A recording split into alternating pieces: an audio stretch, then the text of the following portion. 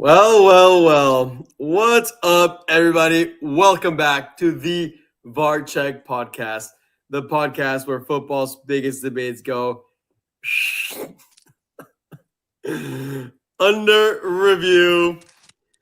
Oh, we are joined tonight by none other than Michel, as all the Madridistas show face for what's happened today. Yes, there's a whole lot to talk about, and an episode 22, that promises to bring a lot of heat. Unfortunately, we are not joined by the Barça boys to celebrate this special day for them. So for all the Barça fans that are currently watching live, you guys are the advocates for your team tonight. There's no Ricky, no Amir, also known as the guy in the middle, to push for Barça. So it's all up to you. We're going to be reading the comments very heavily this podcast. So we want a lot of contribution from everybody, and we'll get through it. And speaking of celebrating special days, today's actually Ricky's birthday. What? Yeah. Who would have thought that on his birthday he wouldn't make it to the episode? He's actually in Japan right now for a foreign exchange program, spending it with some of his classmates and some Japanese students over there. So make sure you send him his birthday wishes. We'll pass them along. I'll pass them along to Ricky, and I'm sure he'll be pretty happy. As far as Amir, he's out on a rotation, so he will not make it tonight as well. Michel, I don't want you to get into anything that's Madrid related, but of course, how are you, man? You just got out of the gym. How's it going? I'm good. New York is starting to warm up a little bit. The ice is starting to go away, which is good, making me happy. So we're getting there. My happiness is slowly coming back as it's starting to get warmer. But yes, got a nice workout at the gym and watched the game while I was working out. So yeah, that's, as you can tell, as you can probably assume, I used a lot of frustration. Good. Got a lot of it out. PR today on every single rep you got. But happy birthday, Ricky. I didn't know it was your birthday today. And happy birthday. What a great present for you. There you go. Yeah, Madrid Florentino gave you the best birthday present. Here we got Anchovies 11. Happy birthday, Ricky. If you're watching this, I don't even know if Ricky's watching it. Maybe he is. I mean, he'll watch it back. Let me actually double check. But right now it is 9 a.m. in Tokyo, so he should be up. He stayed up till 5 a.m. partying with the Japanese. So I'm sure if he's watching this, he's feeling it right now. Nonetheless, happy birthday from Barça Cico as well to Ricky. Holding it down for the Barça boys tonight is Barça Cico. And I'm sure there's a couple other Barça fans. Here's another one. Ash FCB, Bordalás successfully delivered the birthday gift. There it is. Guys, if you're watching, make sure you smash the like button. Let's go ahead and get started with tonight's episode. Guys, something is wrong. Something is very wrong at Real Madrid. Today was not unlucky. It was not another bad day at the office. In my opinion, it's something deeper. For 18 years, Getafe had not beat Real Madrid at the Santiago Bernabéu. Many managers came and went. The generations changed. But tonight it happened. Real Madrid at home 0. Getafe away 1. And the sad thing is, it wasn't even controversial. It wasn't a robbery. It wasn't any sort of freak accident at the Bernabeu. It was just a team that, in my opinion, looked lifeless. Yes, Barça Cico, you just said it as I was getting ready to say it. Lifeless. A Real Madrid that looked lifeless. No urgency, no rhythm whatsoever, no danger being created. And we'll talk about it, Michel. We'll talk about what you thought was dangerous from Real Madrid. The only chance that I can think of was the Vinícius one-on-one in like the 13th minute. After that, nothing that made you feel like the comeback was going to happen. And when the final whistle blew, everyone here that watched the game heard the whistles. Everyone saw the frustration in the player's face. But most importantly, we all heard the chants saying Florentino resign. And there's the part that I think the worst part is I think that Madrid fans realize that Mbappe wasn't even playing. He's out with a knee sprain, 3 weeks out, and possibly for both games against Man City. Something that we'll talk about during this episode, the Champions League draw. So yeah, I mean, this team might be built on one player, and meanwhile, obviously, Barça dismantled Villarreal. So Man City away. This timing couldn't be worse. This isn't just a bad week. In my opinion, it's a turning point. Michel, let's talk about it, baby. You're up. It's really hard not to be emotional and not to just think and feel with my emotions and just say what it is. But damn it, I'm gonna do it because this is the moment Let's be where emotional. we lost the league today. We lost Champions League today. Today was the day where we said that's a wrap. And it's really sad to admit that as a Madridista because you always want to have belief, but you gotta be realistic. You know what I mean? Like obviously Madrid can beat anybody on any given day, but the problem is right now anybody can beat Madrid on any given day, and they believe that because they see that it can happen. Forget about Barça, forget about anybody else right now. Just Madrid. It's like whoever said it in the comments. It's lifeless. There's zero creativity. Like I was bored watching the game. Yeah, Barca's eco lifeless because like I was bored because all they do is just swing it right to left, right to left, right to left, right to left. Vini takes on one player, he either gets it or he doesn't, and then they pass it back. It's like that's all they do. Like there's zero creativity, which makes me believe that again, Arda Güler is not the guy. He Something I is had written down. he is a great player. He is not the guy, and they need to move on from Güler as that's maybe not as like let him go, but he's a role player. He's gonna be someone who comes off the bench and gives you great minutes like a Dani Ceballos, but he's not gonna be the guy who's gonna win you, leagues and put in that thing. That was very apparent. Obviously, Madrid and their defensive issues continue. I don't really know what Rudiger was doing today. He was kind of a mess, but it shows you that there's no cohesion within the group. They kind of just send it and then hope for the best. And it shows you how important Mbappe is. And I'm glad that he's not playing through this because it's only going to get worse. And I think he flew to Paris today because I saw reports that he was frustrated with the Madrid medical staff because they couldn't figure it out. So he went to Paris and they're like, yeah, your knee is sprained. And like you already know there's going to be drama between Madrid or Mbappe and the executives or whatever because he's been telling them and he's been fighting and playing hurt. And I'm glad. Honestly, I don't even want him to come into the Man City tie anymore. I want them. It's going to be an embarrassment either way for either team, whether Man City or Madrid loses in the round of 16. It's embarrassing, but it's just I don't even know what to say. Like there's nothing to say. Like we're just boring. We lack creativity. Vini Jr. Like, bro, like you got to put like this is the time, right? Mbappe's not playing. Like this is the time that you got to. To be fair, I actually felt like Vini was the only one trying to take people on. But is he getting paid? Does he want to be the same like level of paid as Mbappe, or are we one of the highest paid players in the world so you can try things? You got to put but when the team around him isn't helping him one bit, I mean, you said it. Arda Güler, when Bellingham got injured, what did we say? This is the moment for Güler to step up. He's not going to have Bellingham breathing in his back. He's not going to be the first one getting subbed out because that was always what was happening when Bellingham was in the squad.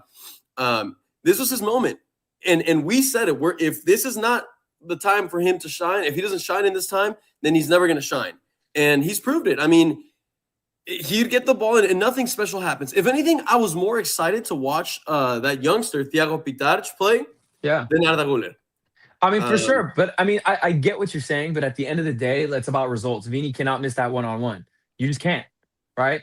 I know shit happens, but you got to put it in the back of the net. The game changes if that happens. I'm not saying we're going to win or we're going to lose if Vini scores that.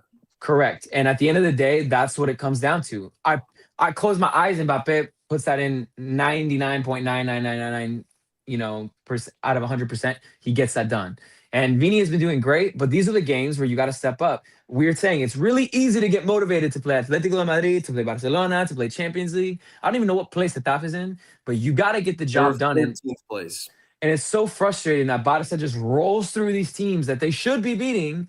And it's like, why can't we do that? Why does it always have to be a 1-0 win? Why does it always have to be a 2-1 win? Why can't it be a freaking 5-0 win or a 5-1 win? Like we just don't have that firepower. I mean, I like Chouameni. I do, but it's like you got to find ways to figure this out. Like Rodrigo got some minutes, Franco got sent off. Like it's just, Disaster after disaster. I yeah, it's just actually like feel like Tchouaméni is in the past few games. I feel like he's actually been having some pretty good performances. He actually got man of the match against in both Benfica games, and today he played a decent game. But as a whole, the team just doesn't know how to play together, and well, that's the problem. it's too. So another thing that I was thinking about when we were watching the game, like it's just too predictable. Like everyone knows what they're gonna do. They're gonna pass the ball right to left, and they're gonna try to get it to Vini. Vini's gonna do something. He's gonna put in a cross in the box when there's one player in there and there's four defenders in there. And if he doesn't, he's gonna take him down the line and try to get a PK, or he's gonna try to get some sort of shot. Like it's too predictable. Like at least with Barca, you got Lamine, you got Rafinha, you got Pedri, you got all these players down the middle who can do something. Where it's like Madrid, you know exactly what they're gonna do. I'm not saying that it's easier to defend because they're still world class players, but at least you have an idea of where to stop the channels. Like Arda Güler is not ripping shots from outside the box, and if he does, he skies them, or the keeper makes a great save. Now, I don't want to take anything away from Getafe. They did what they needed to do. That goal was amazing. You know, they deserve to win 100%. But I go back, you know, and we can, you know, go back and forth with this topic. Is this why we let go of Xabi Alonso? This is why we let him go. Hey, we all knew it was a mistake from the beginning. I mean, we knew the team wasn't okay. Maybe not. Okay, we knew it was a mistake. We knew that the team wasn't necessarily going to play better, and it's just a continuation of what we already said was going to happen. Do you think the Benfica game where we lost 4-2 or 4-1 or whatever that got us into the play-in? Do you think we lose that game if Xabi Alonso was the manager? Maybe not. I honestly maybe not. But at this point, it's in the past. It's history, and it's only the nows. It is what it is. Let's read some of the comments that are coming in because I saw a decent amount of comments. We'll talk about the Champions League a little more in the coming minutes. Let's see. Barça Cico, last year, no trophies this year. Maybe the Champions League. Good one. Well, that's not gonna happen. Barca's not winning the Champions League this year. Barça Zico, you're gonna win the league, but just rest assured you're not winning Champions League. To touch a little more on Mbappe, well, going to Paris and everything, I almost have this feeling like if you're Mbappe and you're seeing the way this Real Madrid team is performing, you know the World Cup is coming up in just 3.5, 4 months, whatever it is. I mean, you know this season is essentially done. If I'm Mbappe, my priorities start to shift. As much as a Madrid fan, I don't want to hear that, and I wish it wasn't true. If I'm Mbappe, I'm like, man, I mean, there's nothing to play for. If I play and just end up getting more injured and I miss the World Cup, then I'm going to be real beat up.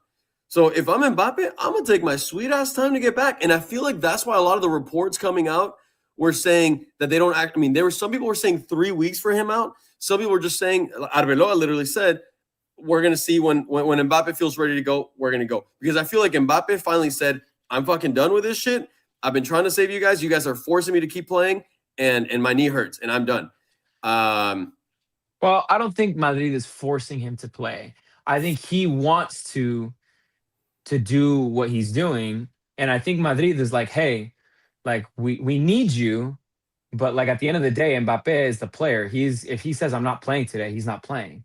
So I don't think Madrid is forcing him to play, but I think they're highly encouraging him, or they're basically begging him, saying like, we really need you. How do you feel? Like, do you feel well enough to play? That's essentially forcing him to play. I mean, of course, they're not going to point a gun to his head and say you have to play. No, but like Mbappe is too powerful and too big of a profile to get just ran over, even by Madrid. He's not getting ran over. I agree with you on that. It's not like they're saying like you have to play or else, but they're definitely. I'm sure they were definitely pushing him to be like, okay, like, are you good to go? Like you can keep playing, right? You can keep playing. And he's probably like, I mean, obviously he wants to play. He wants to keep scoring. So it was almost like a bilateral thing. I'm sure that's going on. Obviously, we don't actually know, but I feel like there was definitely some pressure from I don't know, Florentino or Arbeloa or someone to keep him playing, because obviously there's a a Madrid dependency. Now, I wanted to ask you, with all the Florentino resign chants that we heard tonight, is that just the fans that are reacting, or is that like a fair criticism to him for the squad planning? I don't think so because I mean I think it's an emotional reaction, which is fair. You can feel how you want to feel, but he's not going anywhere. At the end of the day, we have to remember that we hold our standard up to here, and there's presidents who've been there forever. Like, how many Champions Leagues have we won in the last blank amount of years? How many leagues? Like, he's done a good job, but he also needs to in turn not be as stubborn with his strict rules as he needs. Like, we needed players in the transfer window, and Madrid just doesn't do that. And I understand that they have a policy. I understand that they do things the way they do, but at times you got to bend and break if you're going to play for something. And I think that his stubbornness at times gets us in a bad, like, it just fucks us over, right? So at the end of the day, I don't think he should be gone. I think it's an emotional thing, but the board has got to do something. Like, they got to react. They got to do something. They got to actually splash cash on players, not just be like, all right, we're gonna go get like. I think Franco will be a great player, but for example, like go getting some 18-year-old Argentinian from River Plate and being like, all right, this is the guy who's gonna play the right wing. Like, no, go splash the cash. Go get a Vitinha. Go get a good player. Go like a high profile player who's at the level of Madrid and see what happens. Players, every team does it. Every single team goes and spends money on big players except Except for Madrid. And well, but because they can't. Um, but it's just, yeah, I don't think he's going anywhere, nor do I think he is. But there got to be some changes, that's for sure.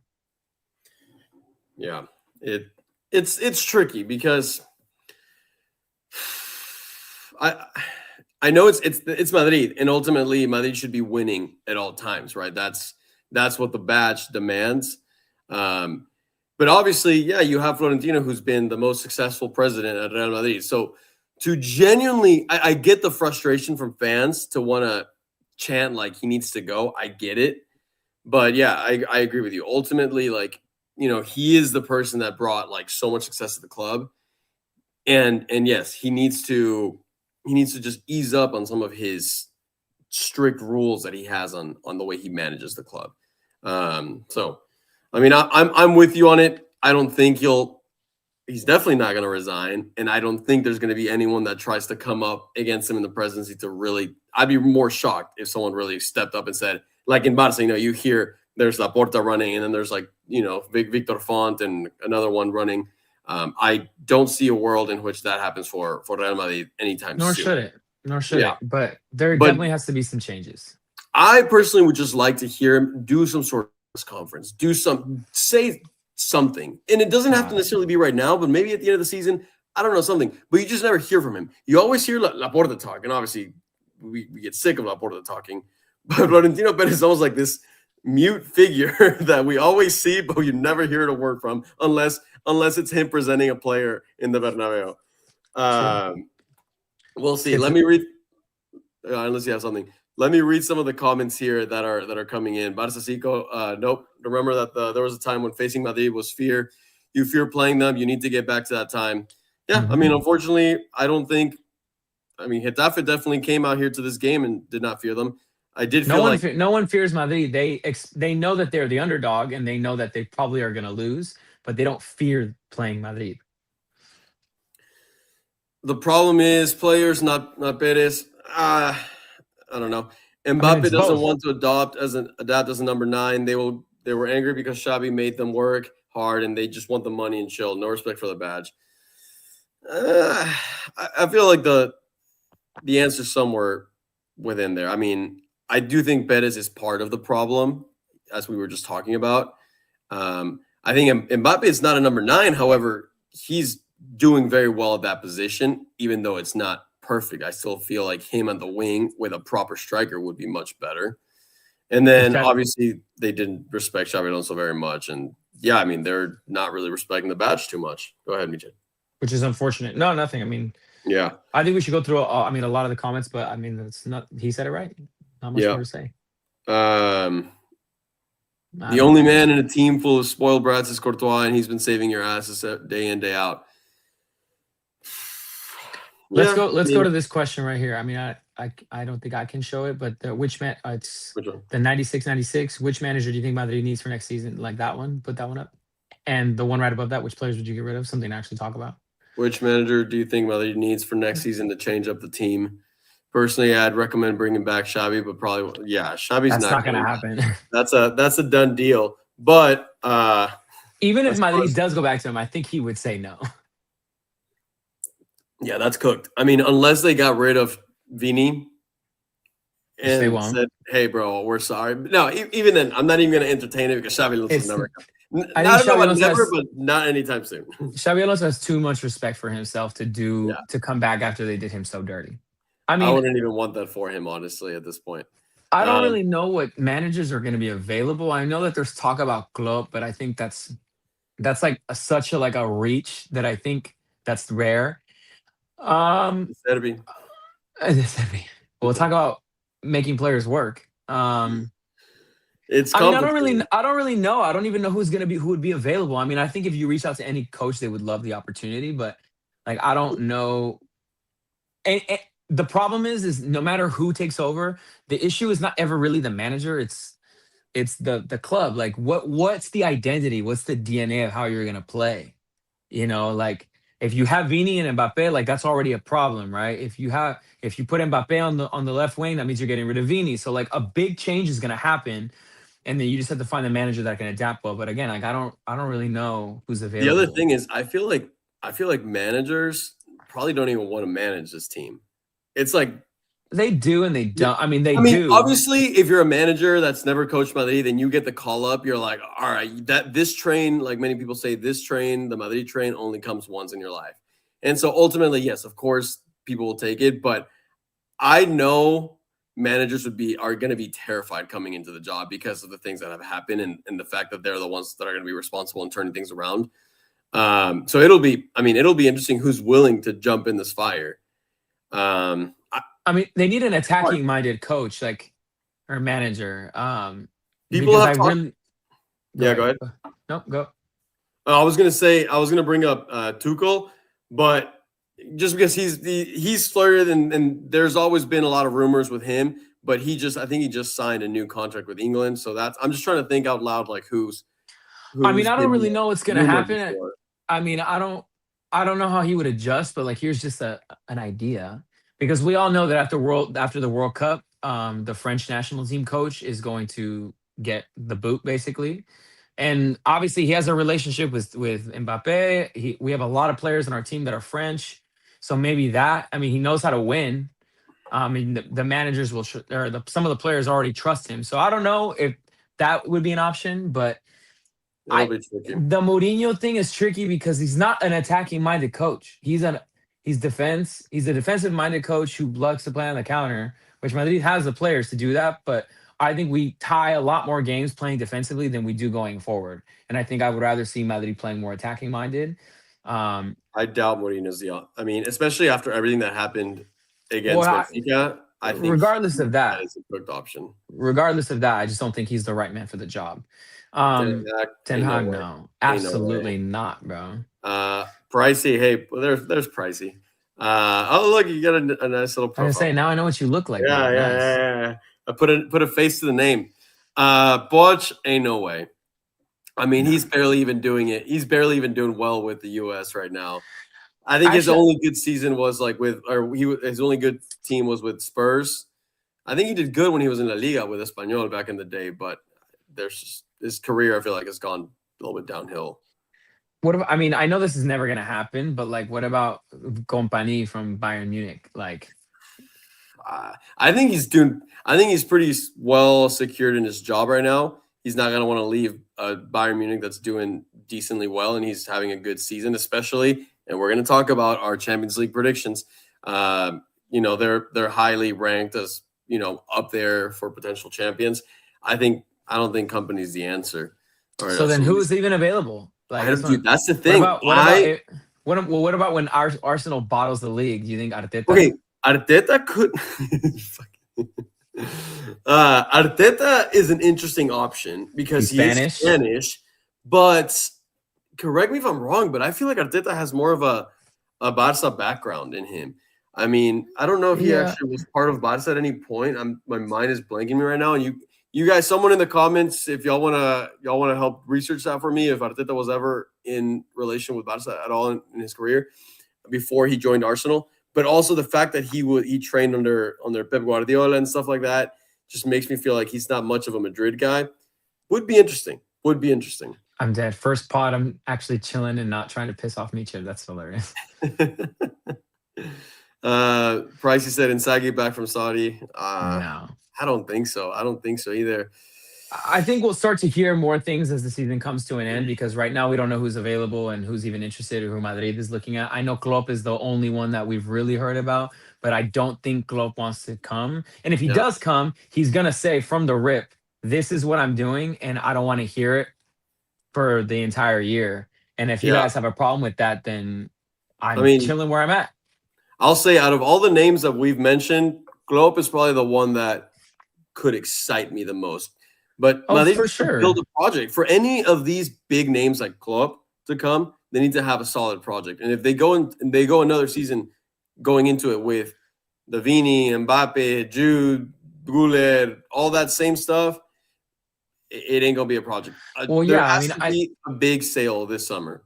multiple. Well, any manager that comes in, it's going to depend on how big of a name he is and how much Madrid believes in them. But they're going to come with demands. I need this player. I need you to get rid of these players, and Madrid needs to do it. You tried it. You tried it 2 seasons in a row, and it didn't work. So doing it a third season is not going to change, right? Yeah.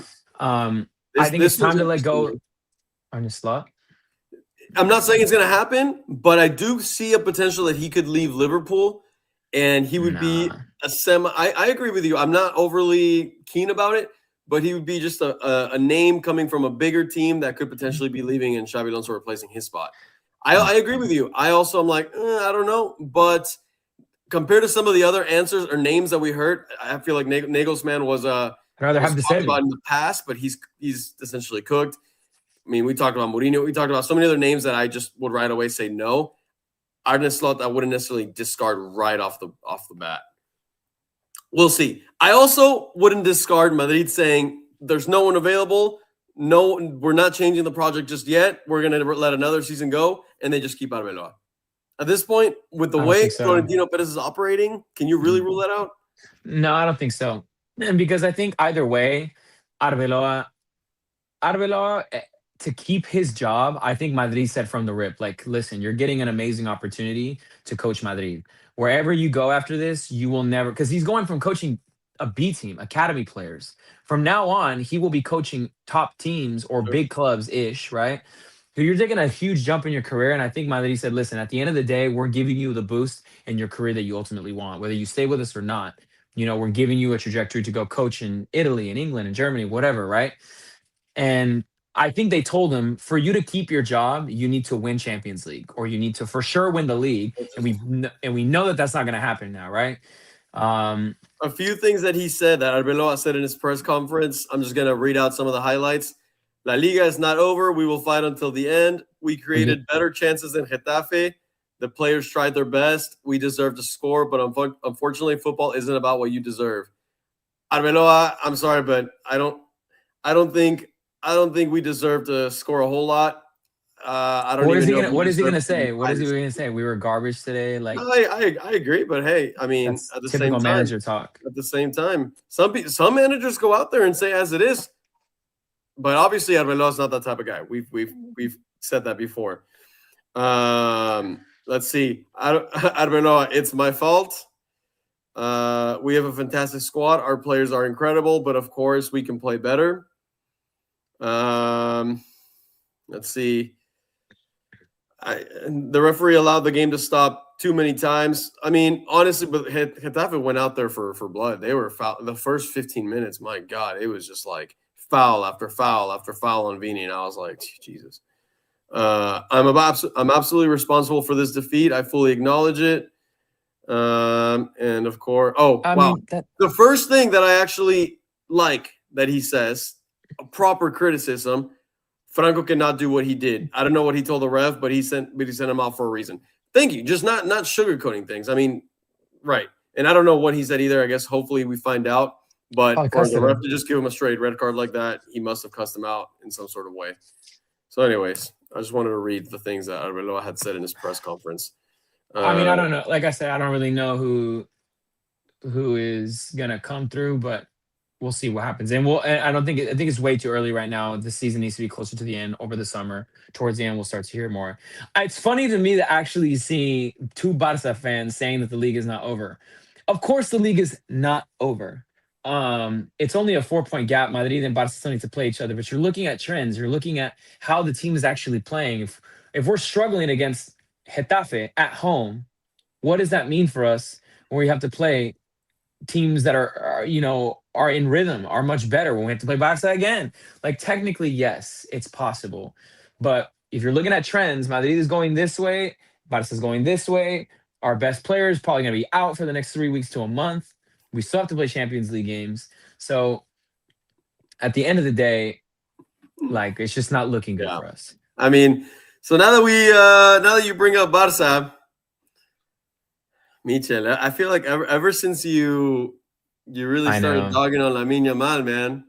No. Let's relax. There was many times that he was still mid. He had a great game and he deserves it. Again, he's an amazing player. I've not taken anything away of how great of a player he is. I've just said when the lights are bright and at their brightest, he doesn't impress me. Like he doesn't do what he did this past weekend. He doesn't even do half of that. He makes a couple good dribbles, he makes a couple good through balls, and like that's it. So he had an amazing game, and I take nothing away from him. But let's see him do that in the quarter and semifinal in a Champions League game. I agree. We're all eagerly awaiting Barca to play a big game and see what Lamine Yamal can do. We know he's a talented player. We know he can dribble like not many can.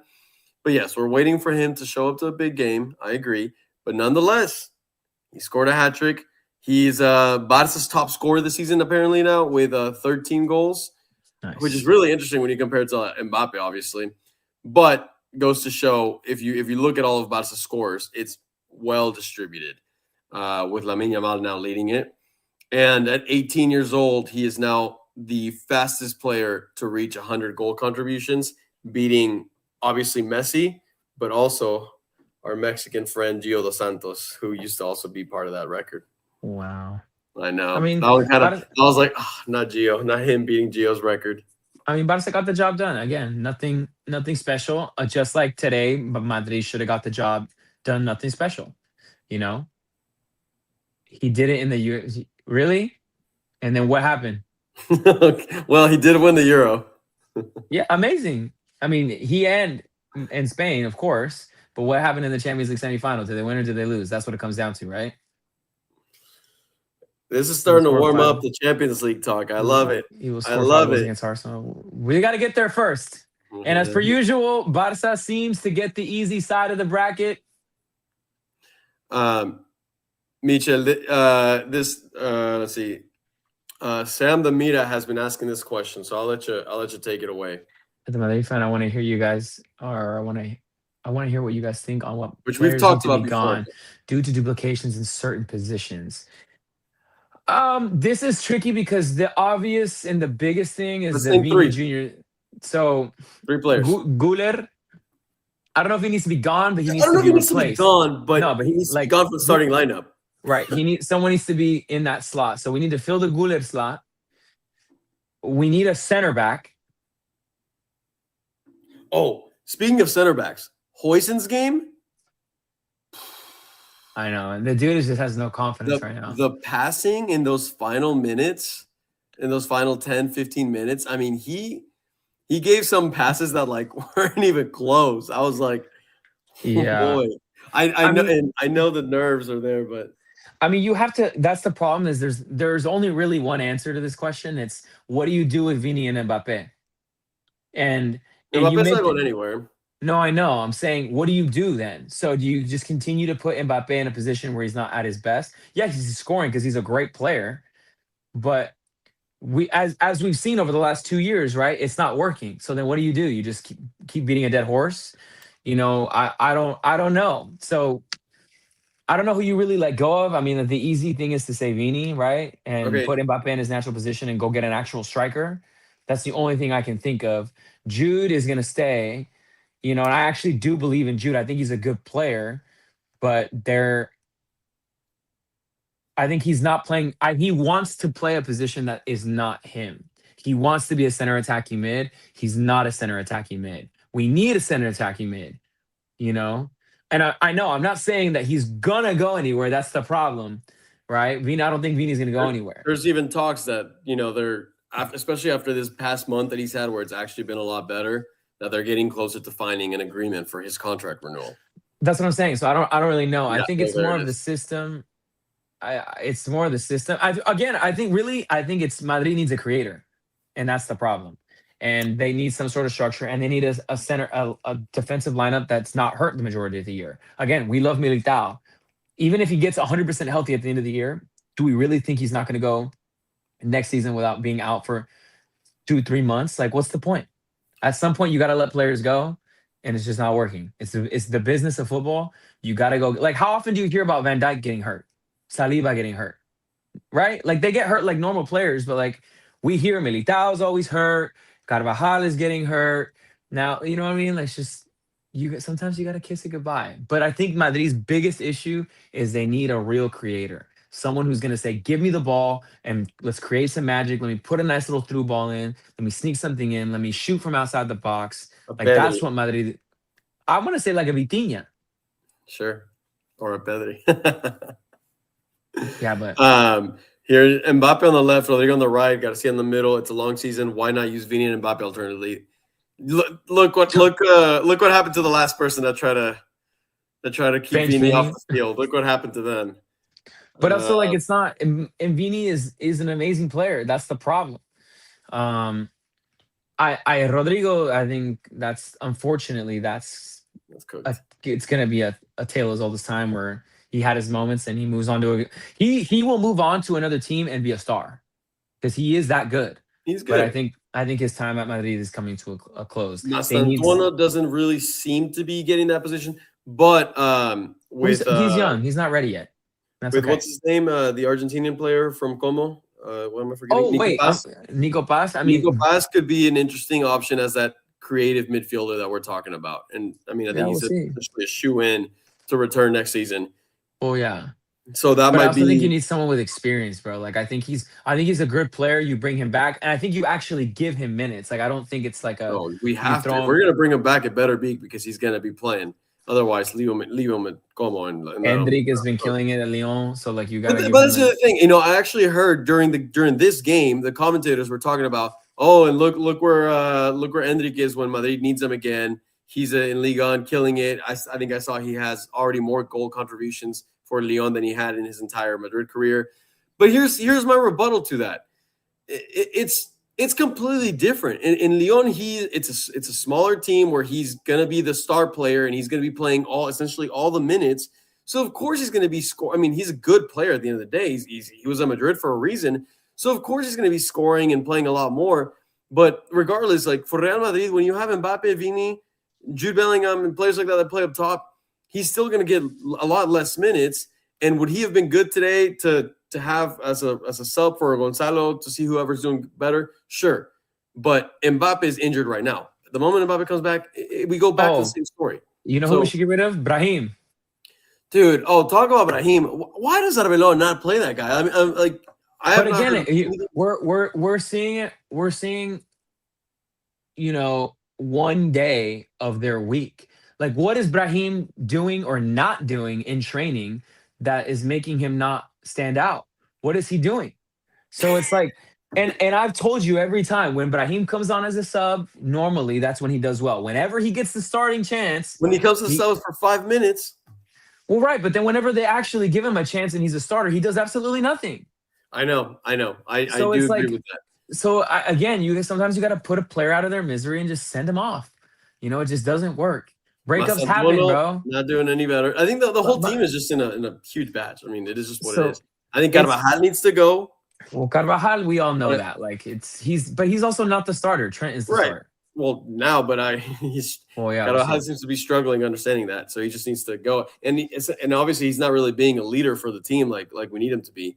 So Carvajal, Fran Garcia probably needs to go too. Mendy needs to go. Alaba needs to go. All that dead weight needs to go. Alaba is gonna go. He already said. Yeah. But all that dead weight needs to go. Ceballos needs to go. They need to rebuild about half the team at this point. Let half the team go, and it's another rebuild year, just like we've been talking about for the past like 2 years. So that's what I'm saying. Like at the end of the day, we're gonna see what happens, and if for some reason, they end up getting Klopp, he's going to come in with demands. And Madrid has to do it, or at least get 90% of his demands done in order for him to take the job. Because he'll be like, nope, I don't need it. Why? Why do they need the stress? And I've heard, and I don't know if this is true, but I've heard through the things, like all the reports, that if he does come, he doesn't want Jude, which is hilarious. I don't know if it's true or not, but we'll see. Look, they know what's really going on internally. Oh, by the way, Rudiger, I don't know if you saw it in the game. I'm surprised. I honestly was giving him a red card. I'm surprised he was on. I was like, it was the first half still, and I was like, dude, why would you do that? And I'm really shocked, honestly. If Ricky was here, I know he'd be bringing it up. That they should have checked that on VAR, and he should have gotten a red card, in my opinion. Yeah, I mean, again, we how many times have we talked about VAR being inconsistent in Spain? Yeah. So, anyways, I think this is a good time that we move away from the specific problems with Madrid. We know everything that's going on. We know that it's a difficult situation to fix. Only time will tell. And we jump on to the good old Champions League. Before jumping to the draw, we should review what all the scores, the teams that ended up going through. I have the predictions from everyone, so we can tally up, see where everyone's at. I will say, right off the rip, we came back. I will give Amir a big shout out, and I don't do this very often, but I'll give him a big shout out for correctly predicting Bodo to eliminate Inter Milan. That was probably the biggest upset to predict, and he correctly did it. Everyone else had Inter Milan, as much as I know everyone wanted Bodo to beat them, so I'm glad they did. So let's see here. Let's see. Atalanta came back, so we ended up being right about that one. Yeah. Hey, literally, I told you, Dortmund chokes when it matters. They won, what was it? They won 2-0, right? 2-0. Yeah. 2-goal lead. And of course they choked it. But hey. Galatasaray almost choked it. But they pulled through. Yeah, Galatasaray did almost choke too. Atletico Madrid left it, a little bit later. But in the end, they obviously won by a decent amount.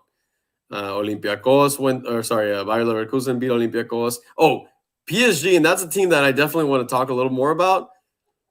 They're not too hot coming into this final part of the season.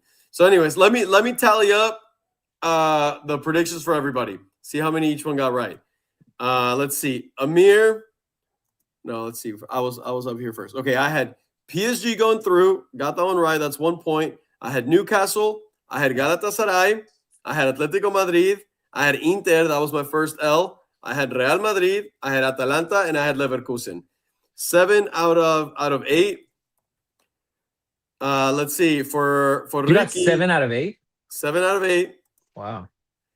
Ricky had PSG, Newcastle, Galatasaray, Atletico Madrid, Inter, his first L, Real Madrid.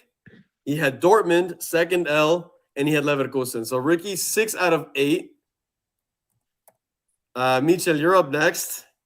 You had PSG, you had Newcastle, you had Galatasaray, you had Club Brugge, you had Inter, you had Real Madrid, you had Atalanta, and you had Leverkusen. 6 out of 8. And last but not least, Amir, PSG, Newcastle. He had Juventus. He had Club Brugge. He had Bodo. That one should almost count like 2 points. He had Real Madrid. He had Dortmund. And then Leverkusen. So Amir, 5 out of 8. So there we go. I'll take that dub. We'll keep going. We're gonna keep going. It's a long It's rest a of the long tournament. one. But anyway, so those are But the Monaco gave them a fight, bro. Monaco gave PSG a fight. truly impressive. I don't know how much of it. I mean, obviously you got to give Monaco some merit, but also, I mean, PSG. Like I was saying, I feel like they may not be in the hottest moment at the critical point in their season. They're honestly pretty lucky to not have come up against Barça because I don't know. I think Barça could have maybe done some damage to them. Let me read some of the comments while I was reading this one. Let's see. Shoryu, I told you about Inter Milan out. Did you predict that from the get-go or after the first leg? He said, let's talk about the Celta game. Dude, Madrid's going to be out. Madrid's going to have a lot of players out. It's going to be on a Friday, another weird schedule for them at this point. Vigo's the only team that beat them, aside from Getafe now at home. So Madrid's obviously going to struggle that game. I wouldn't be surprised if they tie it, and at that point, we can essentially say La Liga is definitely over. Anyways, we'll talk about the predictions for the actual draw here in a second. I wanted Bodo to beat Inter because of last year, piece of shit. Bansebaini from Dortmund was unlucky with a red card. Nice super kick, though. I didn't actually watch the game. Monaco were very good and maybe even deserved to go through. PSG scraped through, and I feel if Chelsea pick up their old form again with Rosier first join, they will beat PSG. That'll be an interesting one. Barça saying Chelsea will beat PSG 3-1, and Pricey, of course, thinks so too. Meanwhile, Shorio saying Chelsea are out. So we will see. Have you guys made your round of 16 predictions, or will that be in another podcast? No. Giancarlo, you are in the right time, my friend. So we are going to be making our predictions. Me and Micho will. And then next episode, when we have, or whenever we get Ricky and Amir back, then they'll get to make their predictions. And of course, I will be writing those down. But today we'll be writing down me and Micho's predictions. So you're just in time. Make sure everybody that's currently watching, before we start making our predictions for the Champions League, make sure you hit that like button to help us get this podcast out to as many people. Obviously, with the Madrid loss, with the Champions League draws, it's a podcast that I want to do really well. So please, if you help us out. Just forfeit the Champions League match, please. Already seen enough embarrassment from last season. Oof. Okay, let's see here. Are we doing just winning teams or aggregate score over the legs? I think just winning team. Yeah, aggregate score can get a little bit complicated. And there's Barça winning team, I think. Yes. So with that being said, let's go ahead and jump to the main portion here.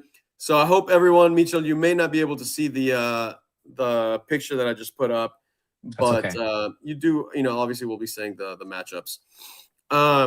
We've already been talking a lot about this Chelsea against PSG matchup.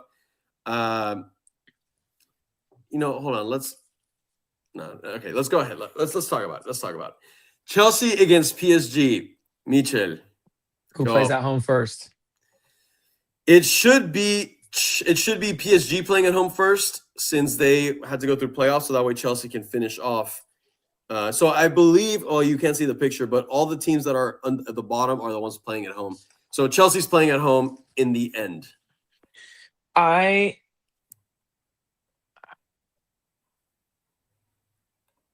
Hello? No, I'm thinking. This is hard. I'm going to go with Chelsea. I think Chelsea get it done. Pricey, this one's for you.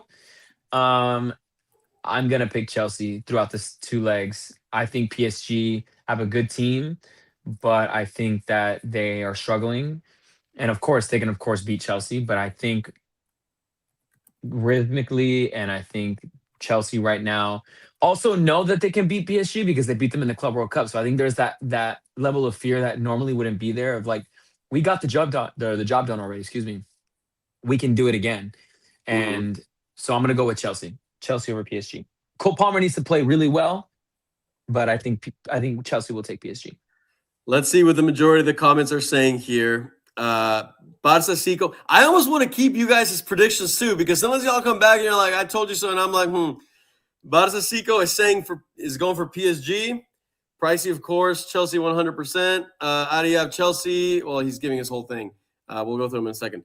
Giancarlo saying PSG will win, but I won't be surprised if Chelsea win.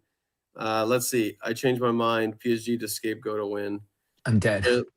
We'll see. We'll see. So I feel like I'm seeing a little more Chelsea, and I also think that Chelsea is going to win this game. I think that as Win much the as game or the draw? Sorry, the draw. As much as PSG are the current champions, they've had a lot of injuries. I think Ousmane Dembélé is not in the best of forms, and he was one of the big reasons why they did so well last year. I feel like they've almost hit the champion syndrome where like they're a little more complacent with their performances, but at the same time, maybe now that they have the first big game, they step up. Obviously, it's going to be a close game. Obviously, it's one of the hardest ones to predict. But my vote is also going to go to Chelsea, which is interesting for the power rankings, and maybe we can talk a little more about that when we look into them. But yeah, I'll be going for Chelsea. So, Michel, Liverpool against Galatasaray. Where are you at there? I think that one's going to be really good because Liverpool has been doing better. It's hard not thinking with my heart, and it's like feeling with my heart and thinking with my head, right? I think Liverpool goes through. Remember that Galatasaray already beat Liverpool this season. Right, but over 2 legs, I think Liverpool has the better team. All righty, so we got Liverpool there. Real quick in the comments, we got Shoryu who's saying Galatasaray is going to win it. I want Galatasaray to win, but I don't think they will. Sure. Liverpool to win.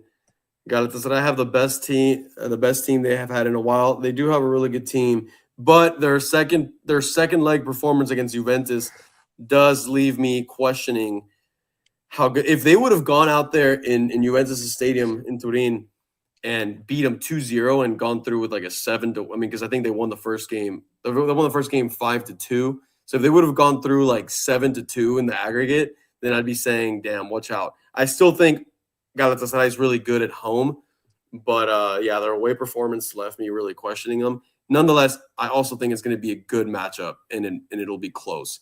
But I do also think Liverpool should edge through there. Are you writing this down? I am writing it down as we speak, which I am on my multitasking form. Okay. Well, let's go ahead and talk about it. All right, guys. Right now, tonight, do you believe this Madrid team can even tickle Manchester City?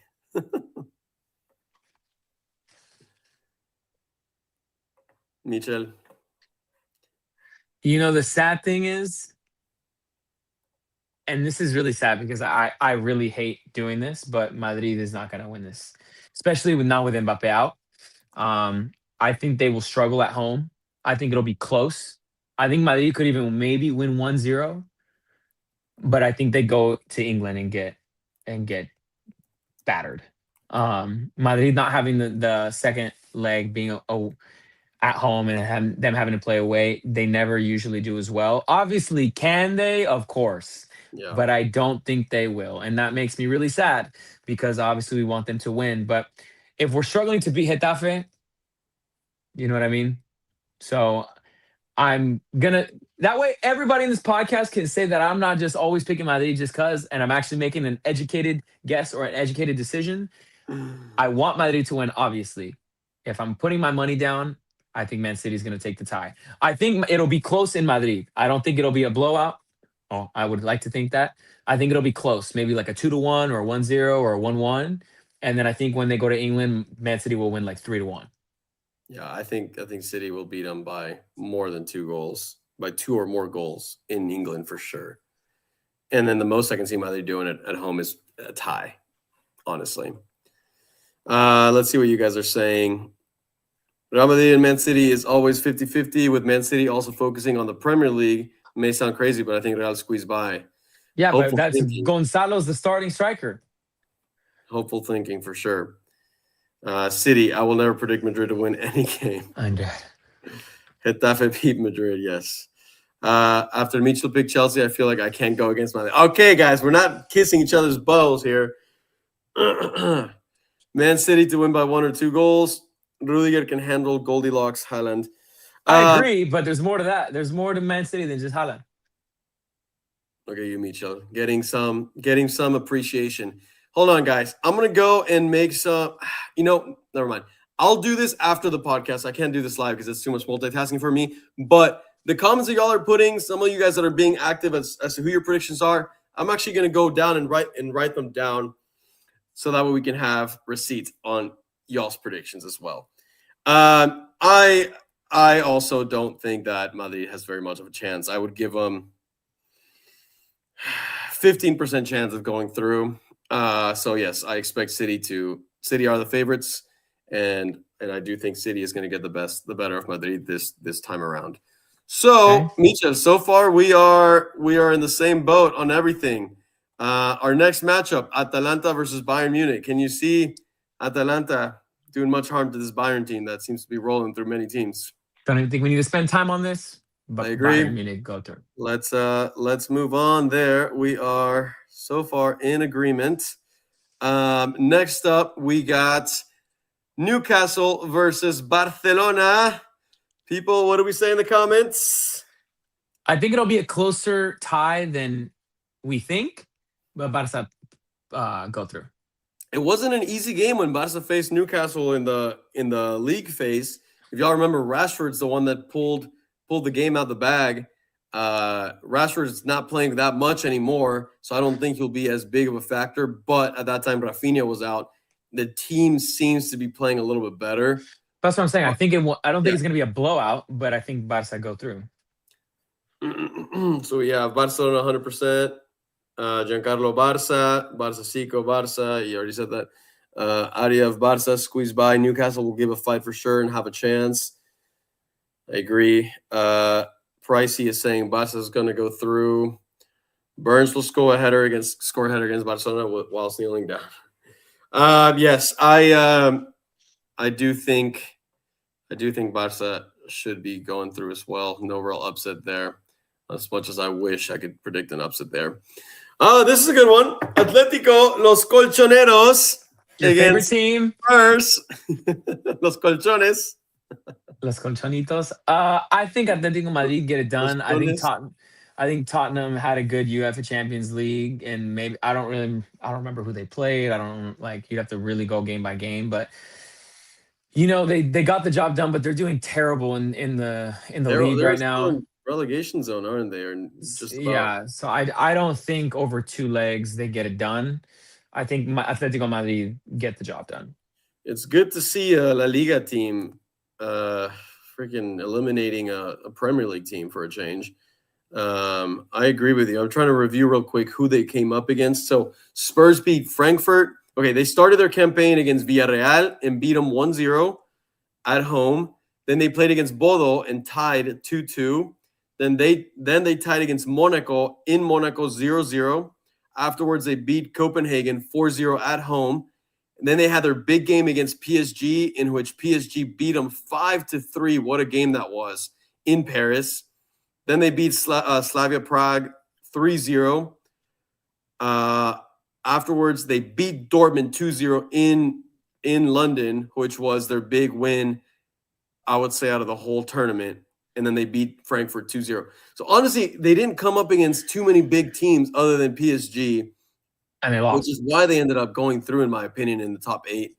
I 100% think that Los Colchoneros will be beating Spurs and going through to the next round. So, Michel, I think this is the most we've agreed in a long time. Well, yeah. Because we're actually you're making educated decisions. You're not just thinking with your heart. Let's see people here. Atletico versus a relegation team in the Premier League. As much as I hate to say it, there is no way Atletico lose with the Spurs in this form. Spurs to win by 1 goal over 2 legs. Okay, Barça Chico's the one going on a limb here. Absolutely not Tottenham. Relegation versus anti-football. The only threat to Arsenal is Bodo. Spurs to upset. Make the road easier for us. Common. Oh my goodness. All right. Well, that's interesting from Barça Chico there. Okay, this is a good one. Bodo versus Sporting. And this is the one where I think we disagree, Michel. Come I think on. Bolo's gonna get it done, bro. I think they're gonna get it done.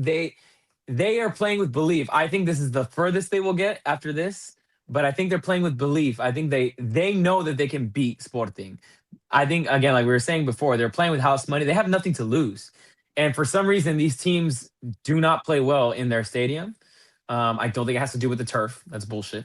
I just think Bolo's gonna get it done. They have the belief, they have the might, and they're actually are playing well. It's not like they're just getting like garbage time header. Like they're beating teams by 2 goals. You know, I think I agree. I think the run continues. I think they beat Sporting, and I actually think it's not going to be close. I think they beat them by 2 goals, and I think their run will end after that. But I think they get to the quarterfinals, which would be amazing for a team like that. Well, So Micho, Bolo that's is my prediction. as much as I want to see the Cinderella story continue. I just don't think so. You didn't I think it was going think to happen against Inter either. I agree, and I will say that I don't think it's going to continue. I don't think it's going to happen. I want to see it. I want to see it, and they've shown us that they can do it.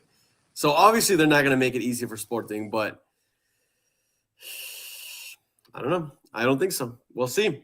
We shall We'll see. see. So that is our big difference here. And then finally, Leverkusen versus Arsenal. Do we think that Leverkusen is really going to eliminate Arsenal? No. I don't think it's going to be an easy game for Arsenal. I think Leverkusen, I mean, they're obviously not the Leverkusen from seasons ago with Xabi Alonso, but they will put a strong defensive block and make it difficult for Arsenal. We'll see. But I think it would be also crazy to say that Arsenal gets eliminated in this round. So Arsenal for both of us here. But this is where it's going to get interesting. This is where we're really going to get into it. We got away all these easy predictions. These were the easy ones. I think aside from the PSG Chelsea and really just the PSG Chelsea, I think that's the only real difficult one. Maybe the Bodo Sporting one could be tricky. I think all the others are fairly easy to predict, as sad as it is for Madrid. But Chelsea versus Liverpool. Who do we have? What do you mean? Next round. Let's go all the way. We're going to predict who we think is going to win it. We're going all the way? We're going all the way. We're going to make this fun. Oh my God. Chelsea versus Liverpool. So you're looking at the bracket saying if they both win, they play each other. Chelsea, Liverpool, I think Chelsea. Okay. So you got Chelsea going through. And then City versus Bayern.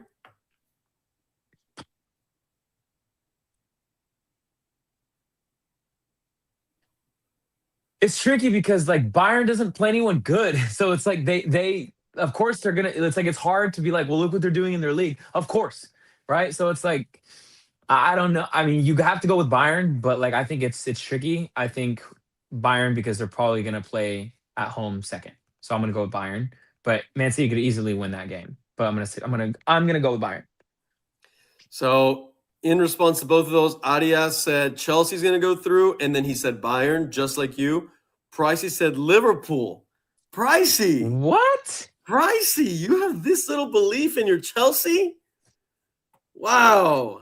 I really wanted to see you Chelsea 100%. Barça seems to agree with you. Shoryu thinks that Bayern is going to win. We didn't get a prediction from him for the Chelsea-Liverpool match. Giancarlo says City wins, and here we have Bayern. So I think Chelsea also takes it. Liverpool have been, I mean, both teams have been unpredictable, regardless in the Premier League. But Chelsea just has this little feeling that I think they could edge it out, especially if they beat PSG. They're coming in hot. They're feeling good. I guarantee you Liverpool will have a really rough game against Galatasaray, and that's where Chelsea takes them. And then Bayern puts away City. City's also having a rough season, and they are going to be dealing with the Premier League at that time. Can they keep up with Arsenal? So all of those things will play a factor that helps Bayern go through. So now we got a Bayern versus Chelsea semifinal. What about the other side of the bracket? We haven't done the other side for the quarterfinals. Okay, fine. We'll come back around to the semifinal. We got Barça versus Atletico Madrid. That would be awesome. And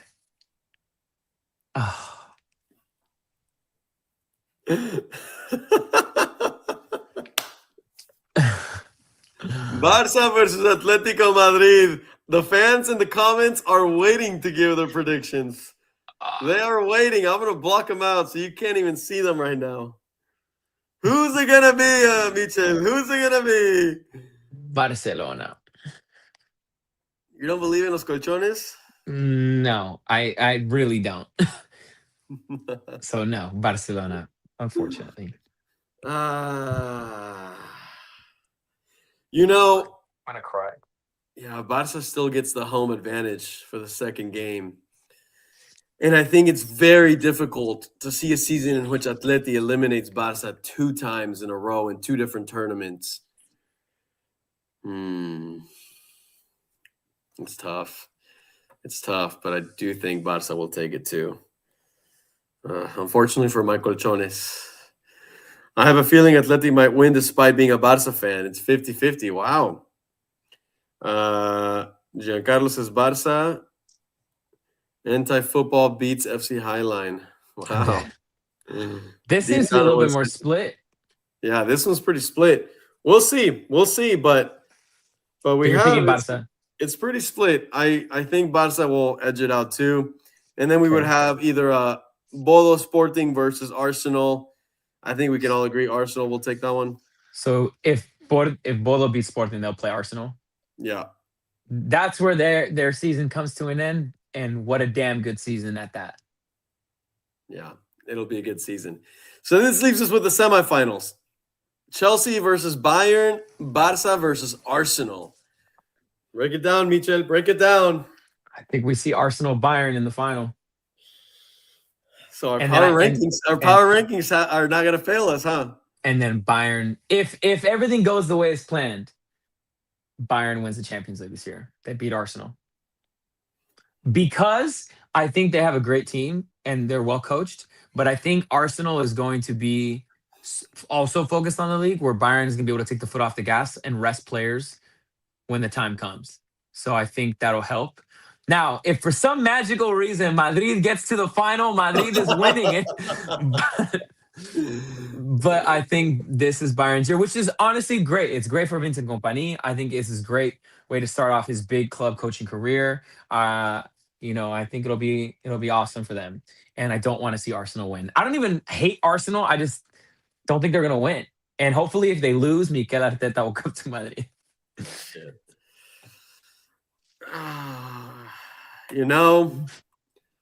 We've talked about many times how Arsenal chokes, and I don't think they're going to choke in the Champions League. In the Premier League, but I do think they're going to choke in the Champions League. You're sending Barca to the final? And I do think Barca will go on to the final to lose it to Chelsea. You think Chelsea beats Bayern? Oh my God. That's going to be my upset. That's going to be my upset. Pricey doesn't even think they're making it to the semifinal. You have them getting to the final and winning? That's crazy. Winning it. A repeat of the Barca-Chelsea 3-0 for Chelsea. Pricey, are you listening to this? Look, I can go down we create our power rankings, which is obviously my logic, right? My logic is, yes, Arsenal and Bayern are the 2 best teams this season. So seeing a final between Arsenal and Bayern would be the most correct, the most logical. But there is a time when it comes to making predictions where it's time to be a little bold. And I know I picked both Bayern and Arsenal in recent Champions League history have had choking seasons, choking after choking after choking. I think they get to these final stages and just struggle. There's something about them that struggles. I very much know I could be wrong. I know I'm going on a limb here, but... Well, you will be, but that's okay. But... Bro, Barca's not making it to the final. You're crazy, bro.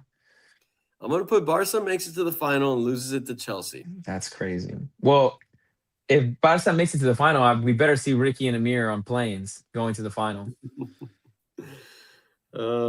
Which means I told Ricky I'd join. So, hey, you never know. But with the World Cup, maybe not. Let's see what people are saying here. Bayern and Arsenal to the final, as we said, would be the most logical thing. Barcelona versus. Wait, so hold on. Let me write it down here before I forget. Michel, you had Bayern. You had Bayern versus Arsenal. No, yeah, you had Bayern versus Arsenal with Bayern winning it, right? Correct. Yes, and then I had that Chelsea versus Barca. Okay.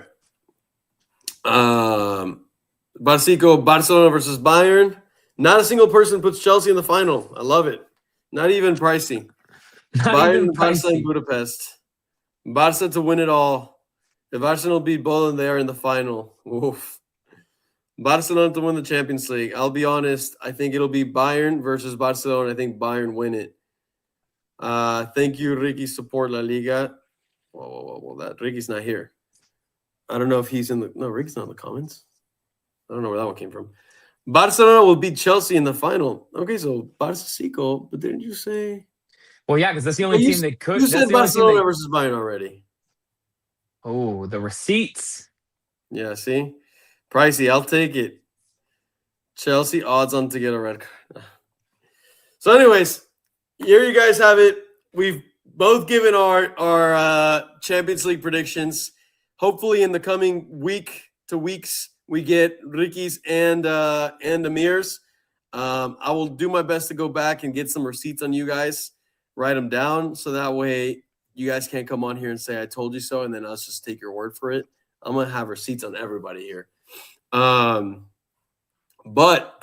it's gonna be good. I will say I hate the fact that when we look at the bracket, it's so one-sided. With only Barça and Arsenal on one side, and then the other side you got PSG, Chelsea, Liverpool, Madrid, City, Bayern. It seems to me that Madrid is always on that side of the damn bracket, which is and yet Barca still can't, even with an easy handicap side of the bracket, they still won't make it to the final. That's what makes it even better. Let's see. Can't wait for 2 weeks' time where PSG and Newcastle both go through. And that's Pricey saying that. Damn, Pricey, you really don't love your team, or you don't believe in them. I say PSG knock out Chelsea. We'll see. Real Madrid knock out City. Wow. That would be great. All right. We're in the final minutes. I'll open it up to some comments, to some questions, final questions. We'll answer 2 questions, and we'll wrap up episode 22. And wow, it's been a good episode. Started very emotional and then very controversial in the end, of course. Very logical in the end. Other than you picking Barca. Or maybe, actually, you know what? While they come up with some questions. I don't think we should do this because they're not here. I think we should do that when everybody's here. Because you already know, like, we could potentially kick out Inter Milan, though. Yeah, put Bodo in. No. What are you gonna put? I don't know who I'd put up there. I don't really have a team that. So how can you not say Bodo? They're not even playing in season. They're doing this all in their off season. They beat 3 teams who were in this top 10. You know what? Okay, Michel. That's what I'm talking about. Even in this, everybody in the chat, we put it in our group chat, and he said no. He was very, very adamant about not putting Bodo in. And there it is. Everybody give them some credit. It's the best recognition I can give Bodo for their great season. That's what I'm talking about. Top 10 team. Because to be fair, if I see Bodo against Spurs, I actually would say Bodo would beat him. I do think Newcastle could beat him. I do think Galatasaray could beat him. That's the thing. I don't really believe it. I'm just giving it for you. Well, I believe it, and that's what matters. All right, let's answer some questions.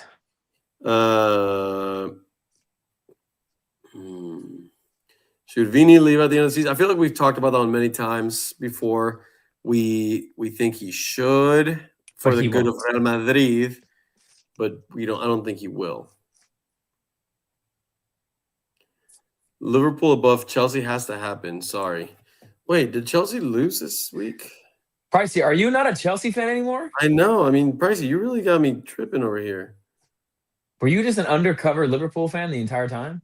Seems like it. Wait, what happened with Chelsea this weekend? Chelsea. I totally forgot. They lost to Arsenal. Oh, yeah. Well, they lost to Arsenal. Well, they came up against the first place team. It's tricky. Should Lewandowski be kicked out? I mean, I think his time is coming up. I don't think kicked out is pretty harsh, but I don't think he's the starting striker for Barcelona.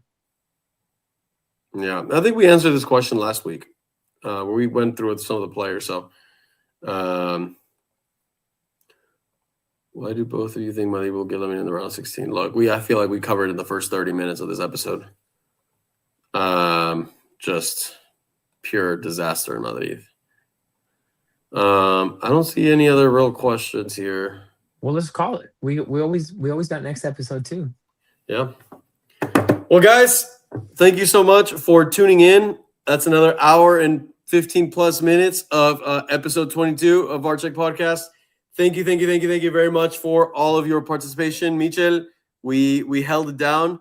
Ricky, Amir, we missed you guys. If you guys tune in and listen to the podcast, we hope to have y'all back soon. Ricky, happy birthday. Happy birthday, Ricky. And I hope you're eating some good sushi and partying it up in Japan. With that being said, we will see you guys next Monday. And as always, peace out and out of Madrid.